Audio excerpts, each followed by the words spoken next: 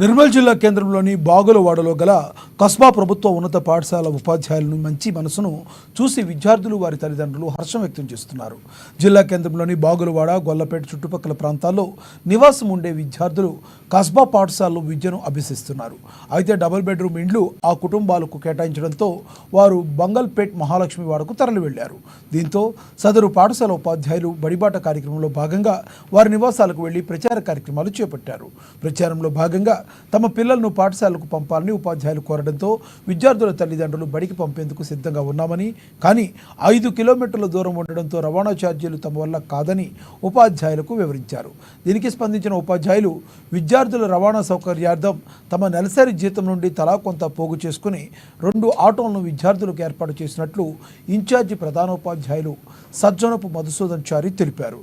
2 ఆటోలకు నెలకు 20,000 రూపాయలు సొంత ఖర్చులతో చెల్లించి విద్యార్థులను పాఠశాలకు తీసుకొచ్చే విధంగా కృషి చేసినట్లు పేర్కొన్నారు. ఉండేవాళ్ళం. మాకు డబుల్ బెడ్రూమ్ రాగానే మేము మహాలక్ష్మి వాడకి వెళ్ళినాం. అయితే మాకు అక్కడి నుంచి స్కూలు బాగా లాంగ్ అయిందని స్కూల్ మానేద్దాం అనుకున్నాం. అదే టైంలో సార్ వాళ్ళు మహాలక్ష్మి వాడకి వచ్చి మాకు చాలా హెల్ప్ చేశారు.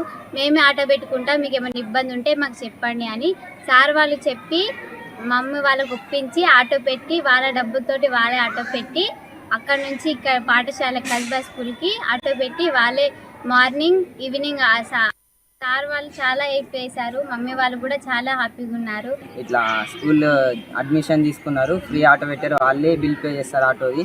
మాకు చాలా సంతోషంగా ఉంది. ఈ సౌకర్యాలు అందించడం వలన ప్రైవేట్ స్కూల్కి వెళ్ళినప్పుడు చాలా కష్టం ఉండే, స్కూల్కి వచ్చినప్పటి నుంచి క్లాసెస్ మంచి అర్థమవుతున్నాయి. ఈ మధ్యనే మన రాష్ట్ర ప్రభుత్వం ప్రతిష్టాత్మకంగా చేపట్టినటువంటి బడిబాట కార్యక్రమంలో మా పాఠశాల ఉపాధ్యాయులందరి సహకారంతో సహాయ సహకారాలతో సుమారు 50 మంది విద్యార్థుల్ని మహాలక్ష్మి వాడలో గల డబుల్ బెడ్రూమ్ ఇళ్ళ నుండి బడికి రప్పించడం జరిగింది. ముఖ్యంగా ఈ విద్యార్థులందరూ కూడా బాగులవాడ పరిసర ప్రాంతాల్లో గల నివాస వ్యక్తులే.